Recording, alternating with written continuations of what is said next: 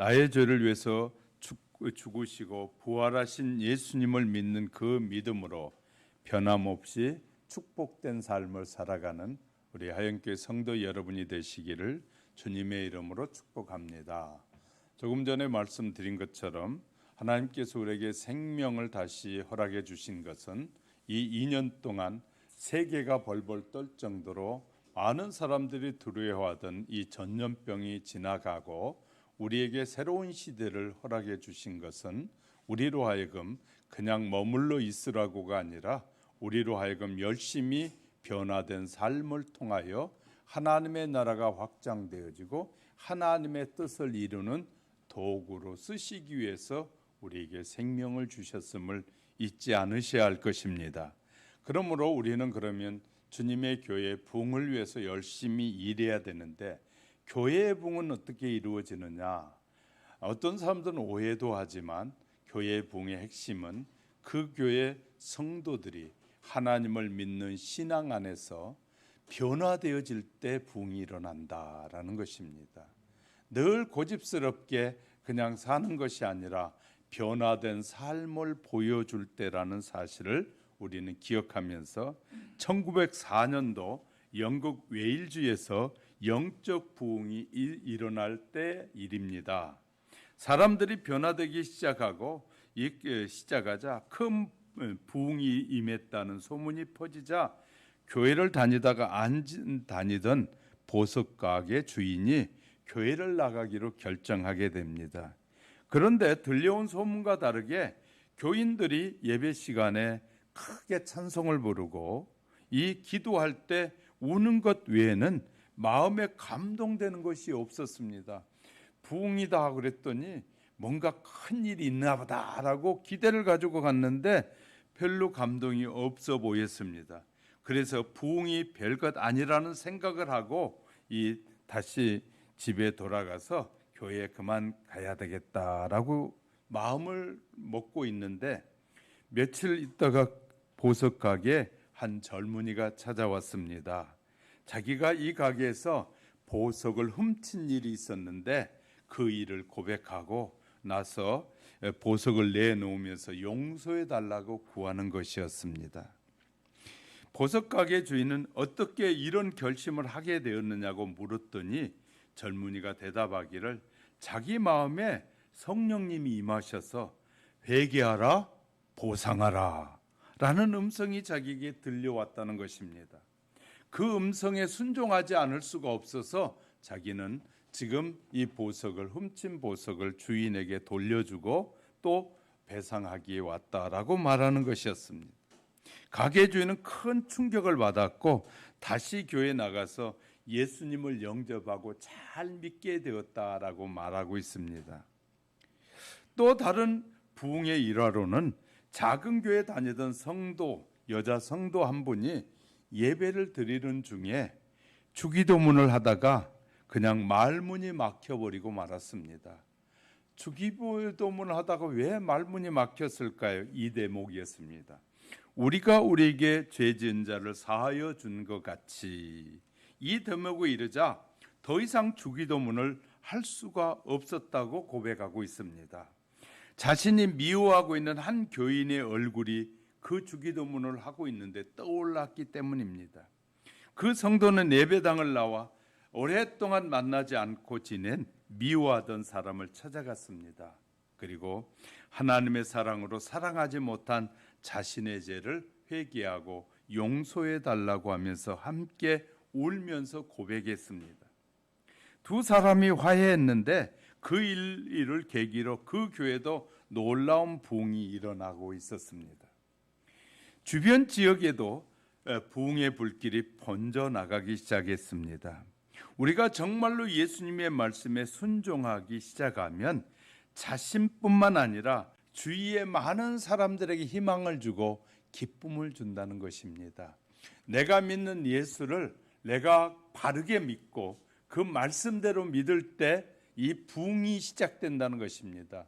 오늘 우리가 예수를 믿는 저와 여러분이 더 분명하고 명확하게 하나님의 말씀에 순종하는 그 신앙을 갖게 되면 우리를 통하여 우리 교회도 부흥하고 우리 교회의 빈자리도 채워지는 은혜의 역사가 임하게 될 줄 믿으시면 크게 아멘. 오늘 본문에서 그리스도께서 우리의 완전하신 대제사장이라는 증거를 말씀해 주십니다. 그러면서 그 대제사장은 이 사람이셨는데 동시에 사람인데 하나님의 부르심을 받았고 육신을 입고 사람의 모습을 취하신 분이었다라고 대제사장을 소개합니다. 그리고 하나님의 뜻의 대제사장인 그분이 순종하신 모습을 우리에게 말씀하고 있습니다. 대제사장이신 그분이 하나님의 뜻에 순종하고 그 순종을 통해서 하나님께서 놀라운 일을 이루셨음을 우리에게 말씀해 주는 것입니다. 현재 우리는 코로나19로 팬데믹으로 삶의 충격과 혼란에 연속되어 왔습니다. 모든 것이 다 좋아질 것이라는 낙관만을 할 수 있는 처지가 아닙니다. 앞으로 상황이 더 어려워질 수도 있기 때문이죠. 막연한 상황과 형편이 나아지기만을 기다려서는 안 되는 환경입니다.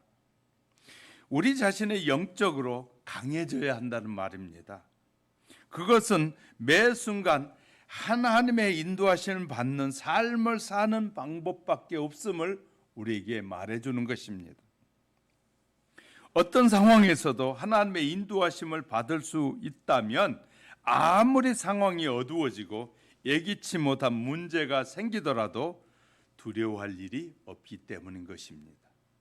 예수님이 우리에게 새로운 살 길이라고 히브리서 10장 19절 20절에 그러므로 형제들아 우리가 예수의 피를 힘입어 성소에 들어갈 담력을 얻었나니 그 길은 우리를 위하여 휘장 가운데로 열어놓으신 새로운 살 길이요 휘장은 곧 우리의 육체니라. 하나님의 인도하심을 받으려면 그의 뜻을 아는 것으로만 충분하지 않다는 것입니다.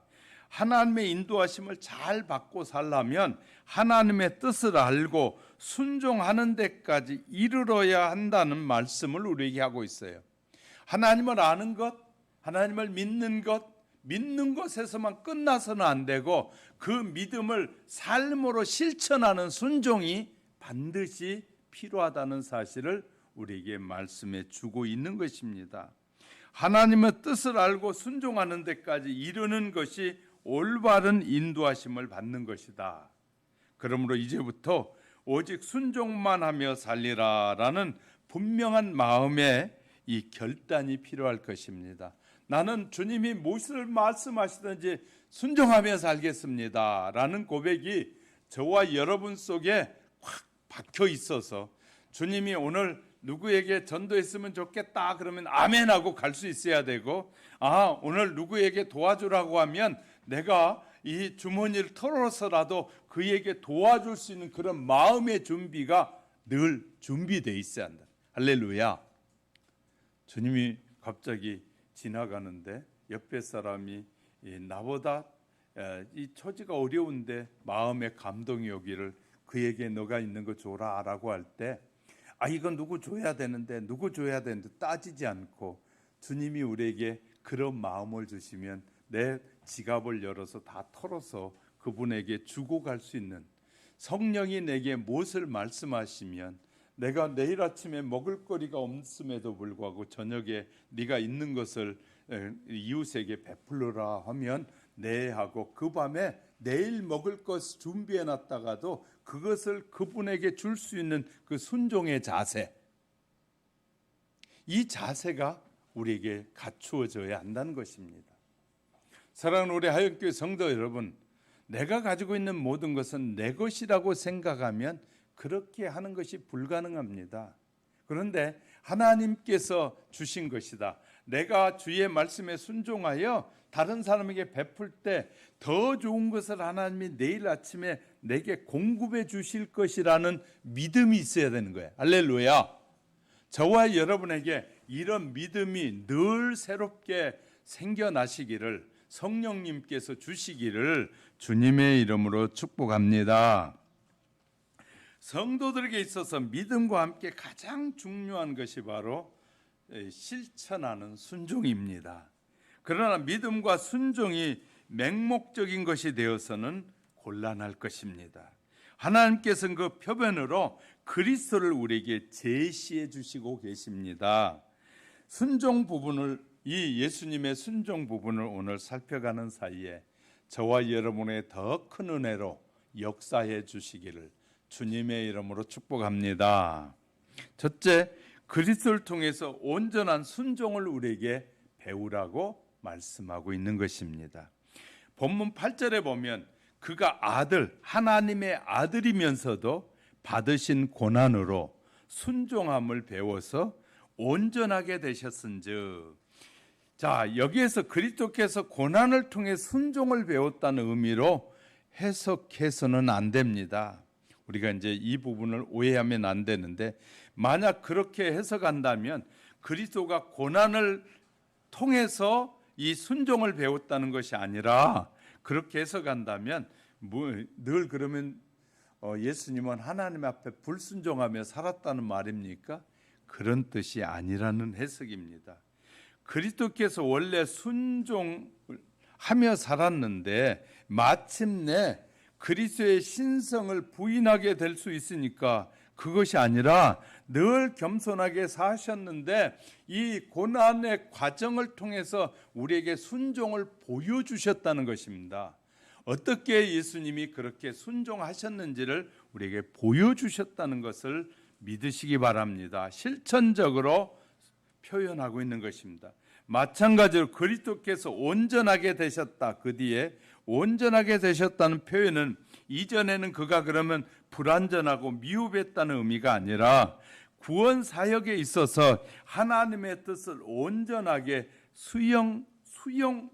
수행하셨다, 이렇게 해석해야만이 우리가 이 성경의 해석의 오류를 범하지 않게 될 것입니다. 그리스도께서는 성육신하시기 이전에 이미 순종과 온전한 모습으로 살아오셨고 그것이 구체화되었다는 것이 오늘 본문을 이해할 때 올바른 이해라라고 이해하시기 바랍니다. 어떤 사람이 자기에게 주어진 임무를 완전하게 수행했다면 이미 그에게는 그 임무에 대한 자질이 있는 것입니다. 그리스도의 순종이 바로 이같이 비유적으로 해석될 수 있는 것입니다. 아무튼 신이신 그리스도께서 인간의 몸으로 지상에 오셔서 하나님의 이 명령을 충실히 이행하셨다는 것은 놀라운 일 중에 하나이기도 합니다. 인간 세계 어느 왕이 평민의 생활을 가장 밑바닥까지 경험하는 사람이 있습니까? 왕은 그 짓을 안 하려고 합니다. 천하없는 일이 있어도 안 합니다. 그런 왕보다 더 뛰어나신 성자 하나님께서 이 성부 하나님께 순종하기 위해서 배고픔과 배신, 그리고 고통과 이별의 슬픔, 이 모두를 맛보셨다는 사실은 순종과 겸손의 참된 모범을 우리에게 보여주셨다라고 이해하셔야 합니다. 나는 순종의 사람인가? 키르케르고르라는 사람은 이렇게 말했더라고요. 예수님의 찬미자가 되는 것이 예수님의 추종자가 되는 것보다 쉽다, 이렇게 글을 쓰고 있어요. 그렇습니다. 하나님께서 우리가 예수님을 소리 높여 찬송하는 것보다 예수님을 따라 온전히 순종하시기를 원한다는 것입니다. 어떤 사람들은 그래서 큰 교회는 찬양대에 성도들이 다 몰리고요, 헌신하고 봉사하고 수고하는 일에는 몰리지 않는다고 그래요. 그래서 막 성가대는 막 7부 10부까지 성가대가 있는데 실제적으로 봉사하고 헌신하는 일에는 아무도 안 하려고 그런다는 거예요. 그것은 이것과 똑같은 거예요. 하나님을 찬양하는 데까지 이르렀는데 그 찬양이 봉사와 섬김을 통하여 이 삶으로 드러나야 하는데 이것까지는 이르지 못하고 있다는 사실을 분명하게 보여준 사건입니다. 성가대를 하는 사람들이 성가대가 끝나자마자 그 옷을 벗어놓고 내려가서 가서 봉사하고 헌신하고 다른 사람이 안 하는 거 할 수 있는 수준에까지 이르는 사람이 성숙한 신자다라는 것을 우리에게 말씀하고 있는 것입니다. 우리 하나님께 순종해야 어떤 상황이나 형편에서도 능히 이겨낼 수 있는 능력이 우리에게 주어지는 것입니다. 우리에게 부어주신 그 능력은 우리가 하나님의 말씀에 순종할 때 겸손해질 수 있고 섬길 수 있어지는 것입니다. 그러니까 찬양하는 건 쉬워요. 그러나 섬김을 통해서 낮아지는 것은 쉽지 않는 일이라는 것입니다. 그런데 주님이 우리에게 원하시는 것은 찬양하는 것에만 머무는 자가 아니라 이 섬김을 통하여 주님이 보여주셨던 가장 낮은 자까지 내려가시기를 원하신다는 것입니다. 할렐루야. 그것이 주님이 우리에게 원하시는 삶임을 기억하시기 바랍니다. 성경에 대조적인 두 사람을 등장해서 우리에게 보여주고 있는데 바로 사울과 다윗입니다. 이 두 사람의 차이는 한마디로 순종했느냐 불순종했느냐에 달려 있음을 알게 됩니다. 사울 왕이 아말렉과 전쟁을 할 때 하나님께서 사무엘을 통해서 아말렉에 모두 살아있는 것은 다 진멸하라고 명령하셨다고 사무엘상 15장에 분명히 기록하고 있습니다. 그런데 사울은 하나님의 명령을 소홀히 여기고 자기의 생각에 좋을 대로 아말렉 왕 아각을 생포했고 죽이지 않았고 가장 좋은 양과 소와 기름진 것과 어린 양과 좋은 것은 남겨두었습니다. 하나님께 좋은 것으로 제사하겠다는 명분이었지만 그 일로 하나님은 사울 왕을 세운 것을 심히 후회하셨다라고 말하고 있어요. 사무엘은 이 일로 밤잠을 자지 못하고 기도합니다. 그런데도 사울은 자신의 잘못을 깨닫지 못하더니 결국 하나님으로부터 버림을 받게 됩니다. 그와 반대로 다윗은 순종의 사람이었습니다. 다윗은 나발에게 모욕을 당하고 격분하여 그를 죽이겠다고 자기의 동역자들 데리고 갑니다.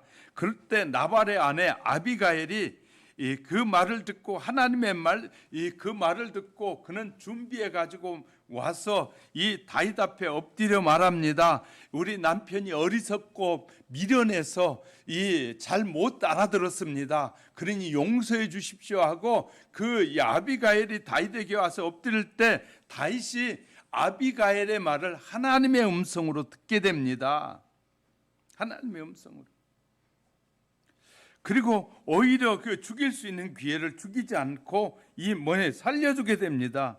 그랬더니 하나님이 아비가일의 남편도 하나님이 알아서 해결해 주셨고 다윗이 피를 흘리지 않고 해결해 주셨고 또 사울이 그렇게 다윗을 죽이려고 쫓아다니고 수단과 방법을 가리지 않고 다윗을 죽이려고 하지만 다윗은 하나님이 기름 부으신 자라는 그 사실 때문에 다윗이 하지 않고 맡기게 될 때 하나님은 다윗을 내 마음에 합한 자다라고 말씀하심을 알 수 있습니다. 이제부터 정말 다윗처럼 하나님 앞에 순종하며 살아봅시다. 우리에게 어떤 상황이 닥쳐오더라도 하나님의 뜻에 순종하며 반드시 살 길이 열린다는 사실을 믿으셔야 합니다. 영원한 축복의 삶은 지금부터 순종으로부터 시작함을 기억하는 저와 여러분이 되시기를 주님의 이름으로 축복합니다. 두 번째, 순종은 영원한 축복이 시작되는 근원입니다. 자, 9절에 볼까요? 자기의 순종하는 모든 자에게 영원한 구원의 근원이 되시고, 여기에서 영원한 구원이라는 표현은 그리스도의 사역을 통해서 이루어진 구원에서 보면 효과적인 면에서 영원하다는 뜻입니다. 다시 말하자면 그리스도의 구원 사역은 그 시대 사람들에게만 효력이 미친 것이 아니라 후대 사람들에게까지 효력이 미쳐지고 있다는 것입니다. 또한 그렇게 일단 성취된 구원은 도중에 파기되거나 변하지 않는다는 의미를 가지고 있습니다. 이처럼 그리스도의 구속의 사역을 통해서 얻어지는 생명, 곧 구원의 효력은 엄청난 축복임을 우리에게 말해주고 있는 것입니다. 인류 역사상 누구도 이런 대사역을 이룰 수 없었습니다. 히브리서 저자는 그 놀라운 사역이 그리스도의 순종을 통하여 성취되었다고 본문에서 강조하고 있는 것입니다. 세상에서는 있을 수 없는 일인데 하나님의 아들이 하나님의 뜻에 순종함을 통해서 이루어진 이 일은 놀라운, 역사적으로 놀라운 일이라는 사실을 우리에게 강조하고 있는 것입니다. 그러므로 그리스도께서 순종하고 그리스도께 순종하고 영접하는 자만이 그분이 순종을 통해서 만들어 놓으신 그 구원의 은혜를 입을 수 있다는 것입니다. 우리도 순종하지 않으면 그리스도께서 순종을 통하여 이루시는 구원의 역사에서 멀어질 수 있다는 사실을 말하고 있는 것입니다. 그리스도와 같이 100% 하나님께 순종하는 자들이 그리스도와 함께 하나님의 나라를 위해서 위대한 업적을 남겼고 영광도 누리게 될 것입니다. 순종은 축복의 근원이요 하나님의 능력을 체험하는 가장 빠른 길임을 우리에게 말씀해 주고 있습니다. 하나님께서는 순종은 제사보다 더 좋아하신다고 이 사무엘상 15장 22절에서 말하고 있어요. 하나님을 기쁘시게 하고 영광 돌리기 원하는 자들은 제사보다 많은 헌금보다도 거룩하고 의로우신 뜻에 순종하는 것입니다. 순종하는 것입니다. 많은 핍박과 조롱 속에서도 자신의 안일보다는 하나님의 뜻을 따르는 선택이야말로 가장 훌륭한 신앙의 고백이라는 사실을 우리는 잊지 말아야 할 것입니다. 그리스도 안에서 승리를 주신 하나님께 많은 이들이 순종하기가 어렵다고 생각하는데 그렇지 않습니다. 신앙생활이 어렵다고 생각하는 사람들이 의외로 많아요. 예수 믿는 것이 힘들다고 말하는 사람들이 많이 있어요. 이것은요, 예수님의 십자가를 통해서 주시는 그 구원의 깊은 의미를 잃어버리고 깨닫지 못할 때 하는 말들입니다. 정말 주님이 나를 위해서 하신 그 놀라운 구원의 역사가 어떻게 이루어졌는지를 정확하게 이해하게 되면 영원토록 그분께 영광과 찬송과 존귀를 드려도 부족함이 없음을 알게 됩니다. 순종이 어려운 것이 아니라 불순종이 두려운 것인 것이죠. 그래서 바울은 에베소 성도들에게 에베소 5장 6절에서 하나님의 진노가 불순종의 아들들에게 임하나니, 불순종은 하나님의 진노를 불러온다는 것입니다. 여러분 중에 순종하고 싶어도 안 된다고 하는 분들이 있을 것입니다. 그것은 잘못된 믿음을 가지고 있기 때문에, 우리가 순종할 수밖에 없는 것은 하나님의 은혜가 크고 위대하고 아름답기 때문에 우리는 순종할 수밖에 없는데, 하나님께서 나를 위해서 하신 그 십자가의 죽으심과 부활의 그 위대한 사역을 믿지 않기 때문에 신앙생활이 어렵다고 말하는 것입니다. 아직도 내 것이라고 생각하고 아직도 내 마음대로 할 수 있다는 생각이 우리의 마음에 있을 때 자꾸 에이 신앙생활이 힘들어요 목사님 하고 말하게 되는 것이죠. 하나님의 은혜가 크면 클수록, 하나님의 은혜를 깊이 이해하면 할수록 무엇을 하든지 내 생명까지도 하나님 앞에 드릴 수 있어지는 거예요. 드리는 것이 전혀 두려워지지 않는 것이에요. 왜? 나는 하나님 앞에 내 생명을 드리면, 이렇게 성경은 약속하고 있어요. 너가 나를 위해 주면 내가 너를 살리리라 약속하고 있기 때문에, 우리가 주님께 우리의 모든 것을 다 드리면 주님이 우리를 가난한 자로 어리석은 자로 살게 내버려 두시는 분이 아니라 우리에게 더 좋은 것으로 채우시는 하나님이심을 안다면 드리는 것이 아깝지도 않고 우리의 생명을 그분 앞에 드리는 것이 부족함이 없는 거예요. 할렐루야.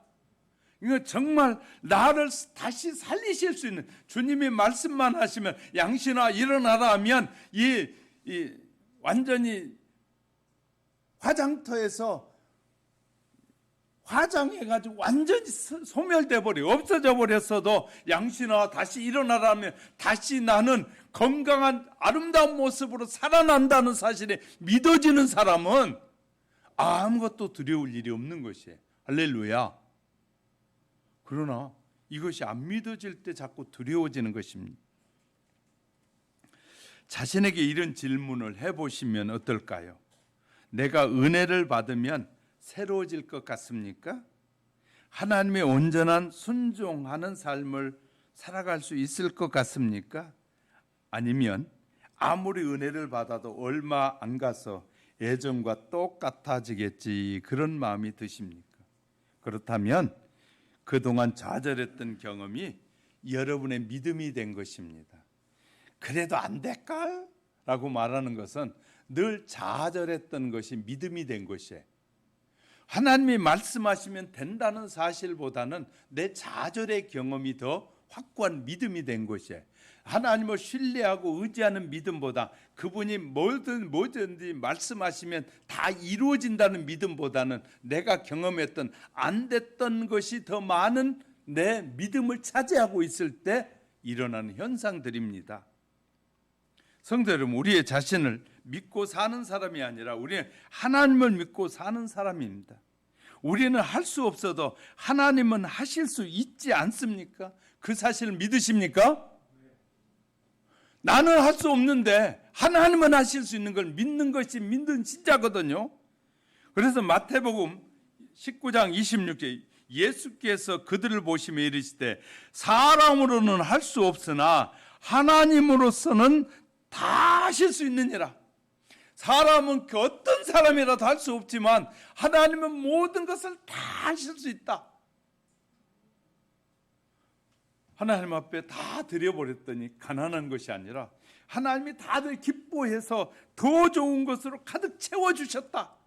그것이 믿어지면 드리는 것이 아까웠지 않고 더 행복해지는 것이, 드리면서도 행복해지는 것, 이것은요 하나님이 다 하실 수 있다고 믿을 때 일어나는 현상입니다. 지금까지 한번 우리의 삶을 돌아보시기 바랍니다. 여러분이 주의 이름으로 이렇게 막 베풀고 섬겼더니 순종하며 살았더니 가난해진 사람 보셨습니까? 하나도 없습니다. 하나님이 우리에게 감동하실 때마다 내가 순종했더니 나는 빈털터리가 돼서 영원히, 그것이 순간적으로 짧은 시간에 그런 일이 일어날 수 있지만 긴 시간을 놓고 보면 절대 그런 일이 안 일어납니다. 하나님은 그렇게 약속하셨어요.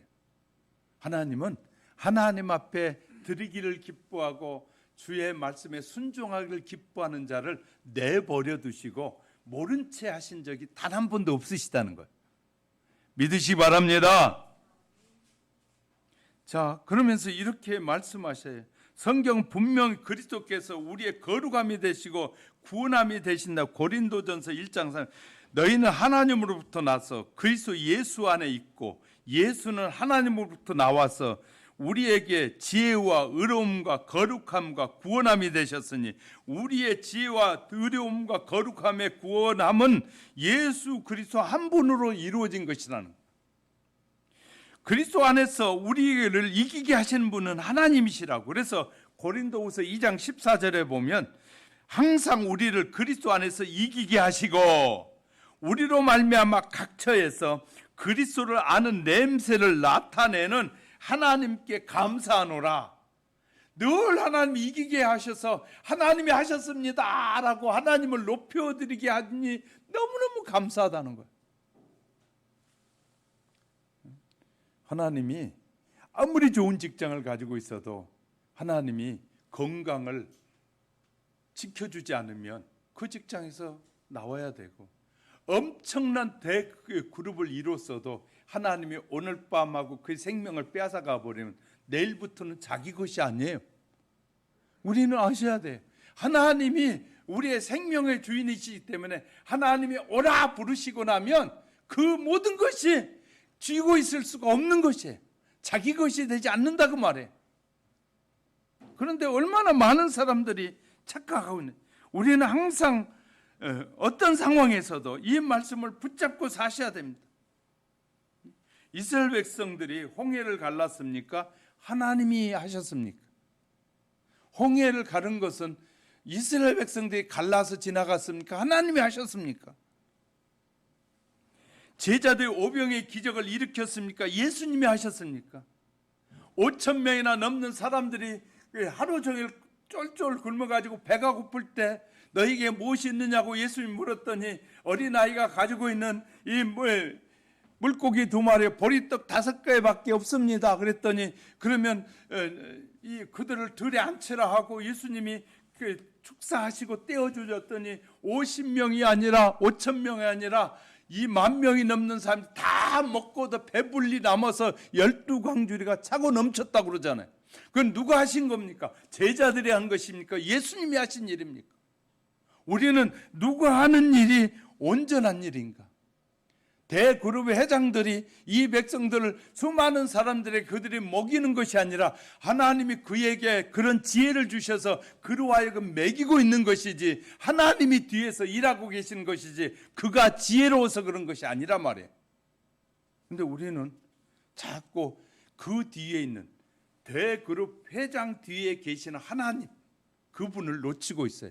그래서 저는 오늘 주보에도 짐을 지고 간 지게를 지고 가는 사람의 뒤에 예수님이 계시는 사진을 주보에 올려놓은 거예요. 늘 우리의 뒤에 우리의 인생의 뒤에는 예수님을 믿는 사람의 뒤에는 예수님이 계시다는 사실을 잊지 않게 하려고.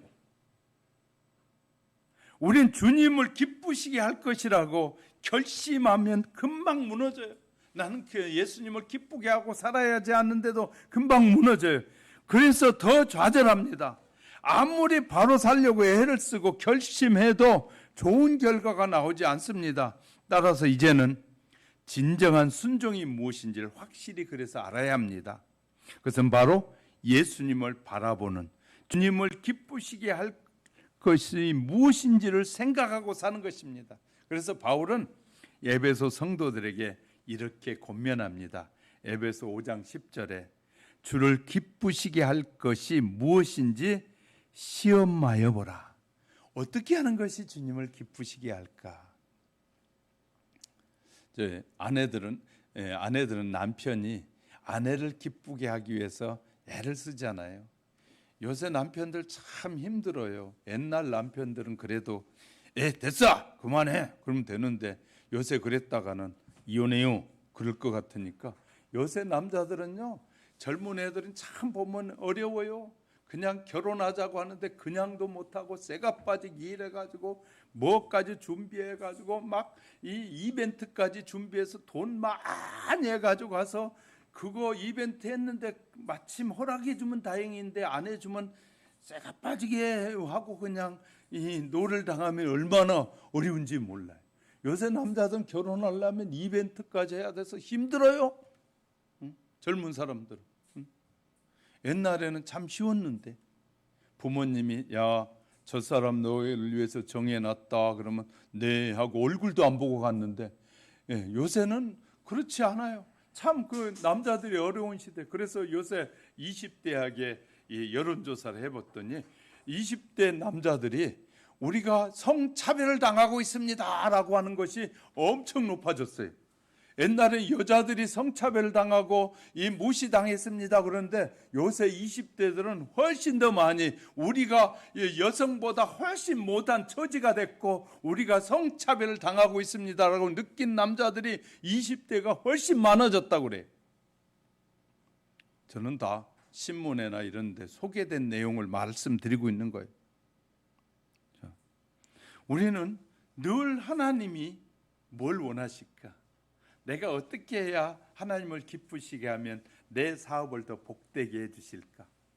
어떻게 주님을 기쁘시게 하면 하나님이 내 사업에 더 가까이 해주실까? 이렇게 생각하는 사람이 더 복 있는 사람이라는 거예요. 여러분 중에 자신의 삶이 달라질 것이 없다고 좌절하신 분이 있습니까? 여전히 하나님께 순종하지 못한다고 낙심한 분도 있을 것입니다. 그다음 지금이야말로 진짜 주님을 믿어야 할 때임을 알아야 합니다. 순종하게 해줄 분이 주님이십니다. 정말 우리가 예수님을 바로 믿으면 주님이 순종할 마음도 주시고 내가 주님의 뜻대로 살아야겠다라는 마음을 주신 분이에요. 예수님을 제대로 믿어야 주님이 이 모든 일을 이루신다고 말해요. 예수님을 믿는 그 믿음, 예수님과 똑같이 닮아가려는 그 믿음이 우리에게 축복을 가져다주고 구원을 가져다주고 영생을 가져다주는 것이에요. 할렐루야. 예수님을 믿는 믿음만이. 그래서 그것이 정말 체험하기 원한다면, 정말 하나님 앞에 순종하고 바르게 믿길 원한다면 어느 분이 썼더라고요. 시편 119편 35절 37절의 말씀을 이렇게 새 번역에서 했더라고요. 내가 주님의 계명들을 가르치는 길을 걷게 도와주십시오. 내가 기쁨으로 누릴 것은 이 길밖에 없습니다. 내 마음이 주님의 증거에만 몰두하게 하시고 내 마음이 탐욕으로 치닫지 않게 해주세요. 내 눈이 주님의 증거에만 몰두하게 하시고 내 마음이 탐욕으로 치닫지 않게 해주십시오. 내 눈이 헛된 것을 보지 않게 해주시고 주님의 길을 활짝 걷게 해주세요. 이 구절을 이 시편 구절을 써놓고 늘 보라는 거예요. 그러면 우리가 주님을 더 잘 믿어지게 된다라고 어떤 분이 자기의 경험을 말하고 있어요. 어디라고요? 시편 119편 35절에서 37절 말씀. 이 말씀으로 자기는 더 주님을 잘 믿는 자가 됐다라고 고백하는 것이거든요. 여러분도 한번 필요하면 살펴보시고 그런 자가 되게 해달라고 늘 주님을 묵상하시기 바랍니다. 모든 것을 믿고 맡기시면 됩니다. 좀처럼 변하지 않는 남편을 위해서 하루에 3시간씩 어떤 분이 기도를 하고 있었는데, 그러면서 기도하면서 남편에게 여보 우리 바르게 살면서 예수 믿고 살아요 권면해도 반응이 없자 이분이 어느 날 이제 어떻게 해야 하나요? 얼마나 더 내가 기도해야 하나요? 하고 목사님에게 한탄 섞인 말을 하게 됐습니다. 그랬더니 그 교회 담임 목사님이 권면하기를 이렇게 했다고 해요. 잘 들으셔요. 남편을 위해서 기도하기 전에 자신을 위해서 먼저 기도하시지요. 자신이 먼저 구원을 받으셔야 합니다. 그러자 그분이 당혹스러워하면서 예? 라고 대묻자 성도님 너무 애쓰지 말고 예수님을 정말로 믿으신다면 모든 것을 맡겨보세요. 그러니까 이해가 잘 안 되는지 믿는 것이 무엇인가요? 맡기는 것이 무엇입니까? 라고 물었습니다. 아무것도 하지 말라는 건가요? 그렇게 묻는 거예요. 그 질문에 성도님 남편을 위해서 3시간 기도하며 슬퍼하고 몸부림치고 원망하는 기도는 그만하고 남편을 위해서 기도하되 그를 위해서 감사하고 찬송하세요. 그리고 성령님께서 인도해 주세요라고 맡기세요. 아니 남편을 위해서 기도하면서 그 못된 인간 그 막 하고서 이 불평하며 원망하면서 기도를 하는 거예요. 그를 위해서 해야 될 일은 뭐냐? 하나님 그가 주님을 찬양하게 도와주시고 그가 주님을 기쁘시게 하게 도와주시고 하나님 그가 주님 앞에 나와 주님의 뜻대로 살게 해달라고 주님 성령님께 맡겨드리오니 성령님 그 마음을 움직여달라고 해야 되는데 자기가 움직이려고 하니까 안 되는 거예요. 자기가 움직여. 맡긴다는 것은 그가 예수를 믿게 하는 것은 하나님이 믿음을 주셔야 믿어지지 내가 믿음을 주란다고 되냐 말이에요. 하나님 앞에 맡기고 찬송하고 경배해야 되는데 우리는 기도를 불평하고 원망하는 기도가 참 많은 것 같아. 이 기도가 우리의 마음에서 남편이 돌아오게 하는 것이 아니라 남편을 더 멀어지게 할 수 있고 하나님의 뜻에서 더 멀어지게 할 수 있다는 사실을 잊지 마셔야 됩니다. 순종하려면 내 마음이 먼저 바뀌어야 됩니다. 내가 정말 주님을 신뢰하고 주님, 나는 내 남편이 주님 앞에로 돌아올 걸 믿습니다. 주님, 그가 마음으로부터 찬양하고 마음으로부터 하나님을 높여드리고 그가 주님의 뜻을 이루는 일에 성령님이 개입해 주시고 성령님한테 맡겨드릴 테니 그 영혼이 주님을 찬양하게 하옵소서 하고 정말 맡겨드리는 기도가 그의 영혼을 살리게 된다는 사실을 잊지 마시기 바랍니다. 성령님께서 우리 안에서 행하시도록 마음을 여시는 지혜로운 역사가 우리 모두에게 임하시기를 주님의 이름으로 축복합니다. 세 번째는요, 순종하심을 통해서 영광을 얻으시는 그리스도였음을 알게 되는 10절에 볼까요? 하나님께 멜기세덱의 반차를 따른 대제사장이라 칭하심을 받으셨느니라. 히브리서 전편에서 우리 5장 앞에서는 그리스도의 인성을 지니셨고 그리스도가 인성을 지니셨고 대속 사역을 위해서 대제사장의 직에 앉으셨다는 사실을 강조하고 있는데 이 구절에서 그와 같이 이 맥락에서 이해하면 좋겠는데, 즉 그리스도께서 멜기세덱의 반차를 쫓는 제사장이 된 것은 하나님의 뜻으로 된 것이에요. 하나님의 뜻 안에서 이루어진다는 사실입니다. 그리스도의 고귀하고 완전한 순종은 하나님을 기쁘시게 했고 하나님은 그런 그리스도를 영원롭게 하셨다 그 말이에요. 그리스도의 놀라운 사역이 없었다면 오늘날 인류의 구원이 없었을 것입니다. 그리스도의 순종으로 말미암아 온 세계가 구원을 받았고 하나님과 화목을 이루셨습니다. 이 같은 원리는 성도 개개인에게 적용되는 것입니다. 성도 한 사람의 순종은 다른 사람을 감화시키고 이 사회를 변화시킬 수 있습니다. 우리는요, 어떤 일이 있더라도 주님의 사랑의 마음을 가지고 또 찾아가고 또 찾아가고, 우리가 이 동네에 와서 전도했던 사람들 중에서 10번 가고 난 다음에 안 갔더니 그 사람이 다른 사람이 전도해서 다른 교회 간 사람들이 있어요. 저희 집 살던 옆에 분도 오른교회 나가더라고요. 사모님이 그래. 옛날에 저 집에 맨날 전도하러 갔었던 집인데 다른 사람이 그를 전도하러 가면서 기도했던 그 사람이 계속 꾸준히 가지 않으니까 다른 사람이 채가지고 다른 교회로 가게 되는 거예요. 그 교회 그 사람에게 전도하고자 했을 때는 꾸준히 계속 가야 돼요. 그랬으면 우리 교회로 나오게 될 텐데. 그러니까 내가 포기해버린 거예요. 주님은 포기하지 않았는데 우리가 포기해버리는 거예요.